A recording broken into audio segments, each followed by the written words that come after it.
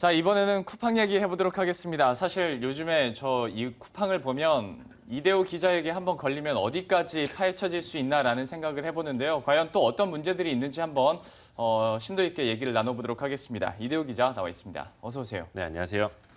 야, 이게 또 어떤 문제가 있었는지 네. 단도직입적으로 주제 말씀을 해주시죠. 쿠팡이 얼마 전부터 지난 9일부터였습니다. 오픈마켓이라고 시작을 했거든요. 예. 기존에는 소셜 커머스였죠. 그러니까 직접 상품을 기획하고 판매하는 것까지 네. 다 조달하고 판매하는 것까지. 그런데 이제는 뭐 G마켓이나 옥션 11번가처럼 누구나 상품을 올려서 팔 수 있는 오픈마켓까지 둘 다 하겠다 하는 거거든요. 뭐 두 가지 일을 할 수는 있습니다. 예. 사업을 확장을 할 수는 있죠. 그런데 문제는 거기서 부작용들이 여러 가지 발생이 된다라는 점입니다. 한마디로 설명을 해드리자면 헤비급 권투 선수가 심판까지 겸직을 하고 있다. 이렇게 표현을 해드릴 수가 있을 텐데 네.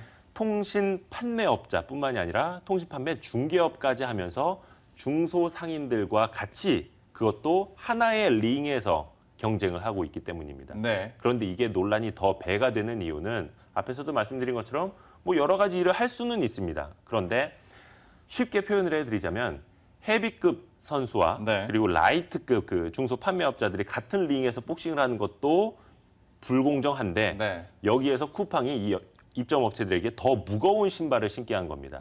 그게 바로 높은 판매 수수료율인데요. 아하. 저희가 며칠 전에도 단독 보도를 해드렸습니다만 마켓플레이스라고 하는 예. 오픈마켓 수수료율을 보면 쿠팡이 후발주자임에도 수수료율이 가장 높습니다. 네, 그랬었죠. 예, 사실 입점 판매업자들 입장에서는 야, 그래도 쿠팡이 새로 오픈마켓을 하니까 오픈마켓 경쟁자들 대기업들이 좀 많아지니까 서로 예. 경쟁을 해서 수수료율이 좀 낮아지겠구나 기대를 했는데 오히려 그 반대였던 한 거죠. 2배 정도 된다는 기억도 있고 예. 저는 되게 좀 충격적이었던 게 부가세 별도. 예, 저는 그것도 되게 웃겼었거든요. 그때 한번 CG를 보여드렸는데 다시 한번 좀 그랬었죠. 띄워볼까요? 예. 쿠팡이 오픈마켓 판매 수수료율은 최고 15%인데요. 의류나 패션 잡화 특히 차이가 많이 납니다. 지금 보이시는 것처럼 G마켓 옥션 11번가보다 훨씬 높고 쿠팡만이 유일하게 부가세가 별도입니다. 예. 그리고 G마켓 옥션 11번가는 각각의 할인 프로그램을 운영을 하고 있는데 예. 쿠팡은 없습니다. 아니, 벌써 좀 수치상으로도 봤을 때 뭐 확연하게 높고요. 그렇죠. 방금 뭐가 없다고 그러셨죠? G마켓 옥션 11번가는 각 상품당 뭐 한 2,000원, 2,000 몇백 원씩을 내면 예. 수수료율을 뭐 1에서 4%포인트까지 낮춰주는 프로그램을 할인해주는. 운영을 하고 있습니다. 예. 판매자들을 위해서. 그런데 쿠팡은 후발주자임에도 그런 판매자들의 기대치를 충족을 전혀 이거네요. 시켜주지 못하는 거죠. 예, 그러다 할인을 보니까 감안했을 때. 뭐 앞에서 의류 같은 경우에는 한 2배까지도 나고 뭐 장난감, 휴대폰 이런 카테고리도 예. 수수료율 격차가 이렇게 크게 벌어지고 있습니다. 예. 그래서 중소 판매자들은 크게 좀 실망을 하고 있는데요. 그 목소리를 한번 직접 들어보실까요? 예. 누군가는 맞출 거 아닙니까? 종료 사회니까. 그래서 잘 팔 거 아닙니까? 그러면 또 어쩔 수 없이 운명교자목들을 맞추다 보면 제작가값 먹게 해야 되잖아요. 판매자 입장에서는요. 예. 세상 어디에는 소비자 보호법은 있어도 판매자 보호법은 없거든요. 네. 참 전반적인 상황이 그러니까 역시 예시를 너무 잘 들어주셨고 통신 판매업이었던 소셜 커머스와 중개 사업을 해서 또 오픈마켓까지 다 이렇게 해버리니까 주체만 하던 사람이 갑자기 심판도 하고 선수도 하고 굉장히 힘든 상황인 것 같은데 네. 여기에다가 이제 판매 업체들의 씨까지 말린다는 얘기는 또 어디서 나오는 거예요? 뭐 쿠팡도 중개도 할 수 있고 직접 판매도 할 수는 있습니다. 문제는 그 중소 판매자들과 공정한 경쟁이 이루어지게끔 해야 되는데 네. 그게 안 된다는 게 문제인 거거든요. 뭐 쿠팡에서 아마 아기를 둔 아기 엄마들은 기저귀를 많이 산다 이런 소식 많이 들어보셨을 겁니다. 네. 왜냐하면 로켓 배송으로 바로 그 다음 날 도착을 하고 예. 그리고 가격도 엄청나게 싸기 때문인데 그런데 역설적으로 쿠팡에서 이 유한 킴벌리 하기스 기저귀를 판매하는 중소 상인들은 씨가 말랐습니다. 왜요? 모두 자취를 감췄습니다. 왜냐하면 많이 팔리면 더 호황을 누려야 되는 거 아닌가요? 처음엔 그랬는데 쿠팡이 이제는 유한 킴벌리에 대규모로 물건을 납품받습니다. 예. 그것도 아주 싼 값에. 그리고 직접? 그렇죠. 직접 예. 받아오고 심지어 유한 킴벌리 대리점들이 판매하는 가격, 도매 가격보다도 더 싸게 소비자한테 직판을 하고 있습니다. 예. 그러니까 뭐 유한 킴벌리 대리점주들이 살아남을 수가 없는 거죠. 예. 그래서 상당히 조금 불만들이 많습니다. 특히나 이 쿠팡의 공격적인 가격 정책에는 중소상인들은 아주 속수무책이라고 하는데요. 네. 쿠팡 납품업체 관계자의 말을 한번 직접 들어보실까요? 네. 예. 쿠팡 MD를 처음 만났을 때 쿠팡 MD도 그런 얘기를 하더라고요. 우리는 손해보면서도 판다. 그 시장을 선점하기 위해서 손해보면서라도 팔 수 있다.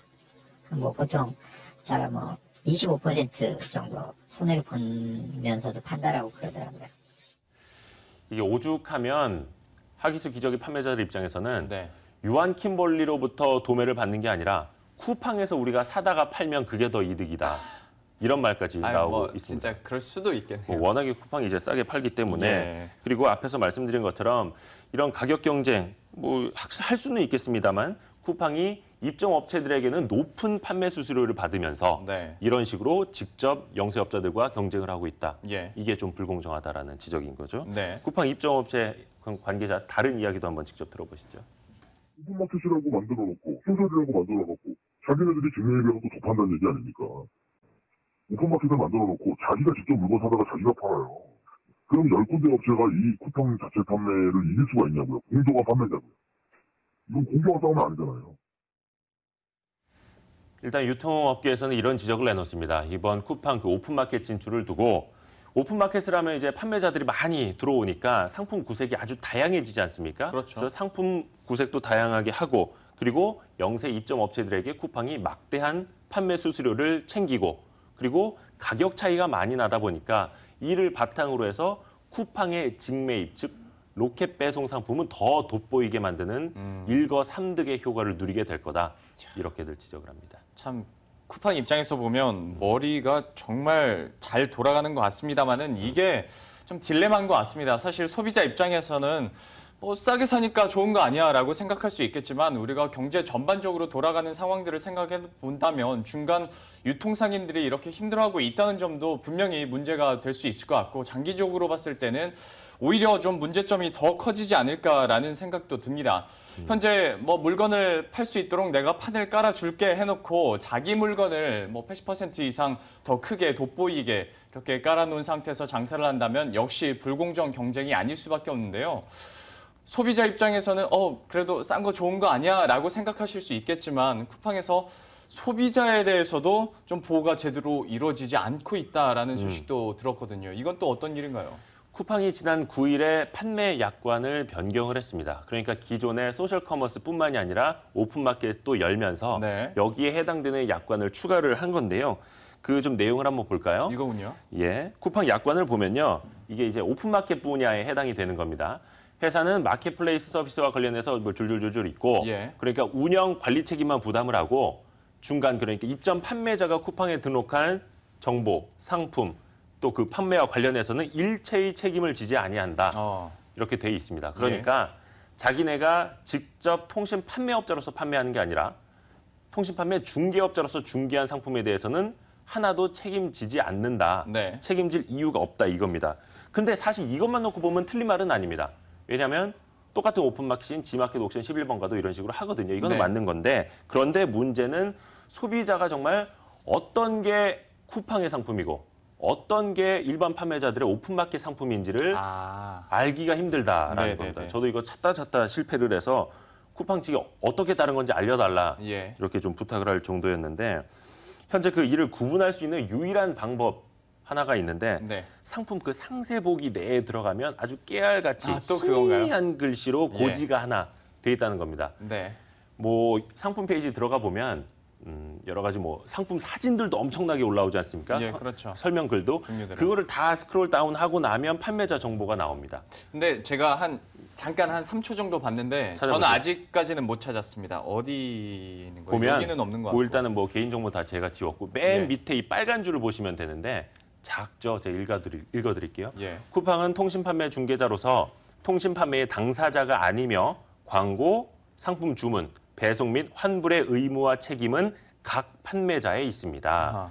이겁니다. 책임지지 않습니다라고 나오는 거고 지금은 저희가 CG를 통해서 확대를 시켜놨기 때문에 그나마 저희가 볼 수가 있는 건데 아마 약 한 15인치 컴퓨터 모니터로 보신다면 이거는 정말 깨알같이 보이겠네요. 이건 알 수가 없네요. 그 쿠팡의 약관은 일단 약관 심사, 당국의 공정거래위원회 약관 심사를 통과한 것이고 이렇게 고지를 해놨으니까 어찌 보면 법적인 의무 자체는 다 했다. 예. 이렇게 볼 수도 있을 겁니다. 그런데 네티즌 용어로 그 스압이라고 합니다. 스크롤 압박. 압박. 예. 그 엄청난 페이지 내에서 이 희미한 한 줄을 찾는다는 건 거의 뭐 불가능에 가깝다. 저는 그렇죠. 이렇게 표현을 할 수 있을 테고요. 예. 그래서 소비자들은 이게 나중에 문제가 생겼을 때 누구한테 책임을 물어야 되지 헷갈릴 수밖에 없습니다. 그리고 그 상품 설명 내에 그 보면 판매자 전화번호 있지 않습니까? 네. 문제 생기면 어디에 상담하라. 이게 네네. 쿠팡 AS 센터 그 소비자 상담 센터 번호가 적힌 것도 있고 각 판매자 번호가 적힌 것도 있고 예. 구분 자체가 모호합니다. 제가 한 그 판매업자한테 전화를 해보니까 자신들의 상품이 이게 오픈마켓 상품으로 올라간 건지 기존의 소셜 상품으로 올라간 건지조차 모르는 판매업자 그 직원들도 있었습니다. 아, 그러니까 판매하는 당사자들이요. 그렇죠. 어허.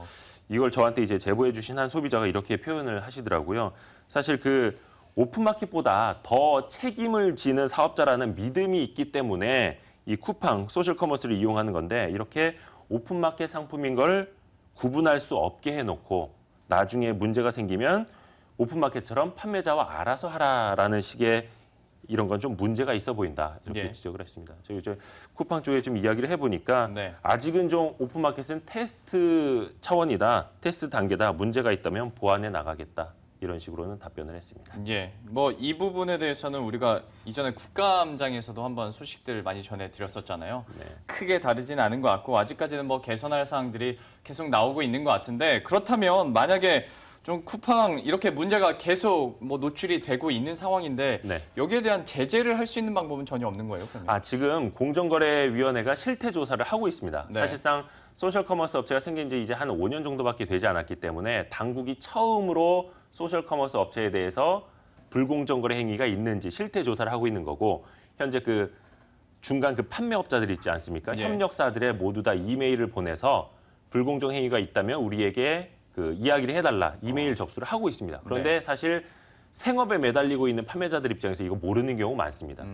공정위 이메일이 들어왔는지 안 들어왔는지조차도 모르는 분들 많습니다. 그러겠죠. 그래서 혹시나 소셜 커머스의 그 불공정 행위를 당하셨다면 공정거래위원회에 적극적으로 신고를 하시고 예. 그리고 그 공정위 그 유통업체 그 판매 실태 조사라고 이제 그 검색을 해보시면 예. 그 사이트도 올라와 있습니다. 거기에 그 제보를 하는 방법도 나와 있으니까 적극적으로 좀 참여를 해주시면 좀 더 공정한 그 거래 문화를 만드는데 좀 일조하실 수 있을 것 같습니다. 혹시나 메일을 받으셨는데 이런 부분을 좀 놓치셨다면 다시 한번 좀 유심히 지켜보실 필요가 있을 것 같고요. 네. 이것도 정 귀찮으시다면 이대우 기자에게 꼭 한번 취재 부탁드려보면 안 그래도 좋을 것 저희가 이 같습니다. 방송을 계속해서 하다 보니까 예. 제보를 하시겠다는 분들이 정말 연락 많이 옵니다. 아, 그래요? 그 정도로 이 소셜 커머스 업체 그리고 그 이전에 오픈마켓 업체들한테 좀 네. 갑질을 당하시는 분들이 굉장히 많았다라는 예. 방증이기도 합니다. 피해를 보신 분들은 또 MTN 게시판에 올려주시면 저희가 또 전달을 해드리도록 하겠습니다.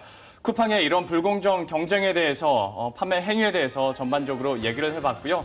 시간이 많이 지났으니까요. 저희들 함께 인사드리도록 하겠습니다. 추석 연휴 잘 보내시고요. 다음 주 수요일 이 시간에 다시 찾아뵙도록 하겠습니다. 시청해주신 여러분 고맙습니다.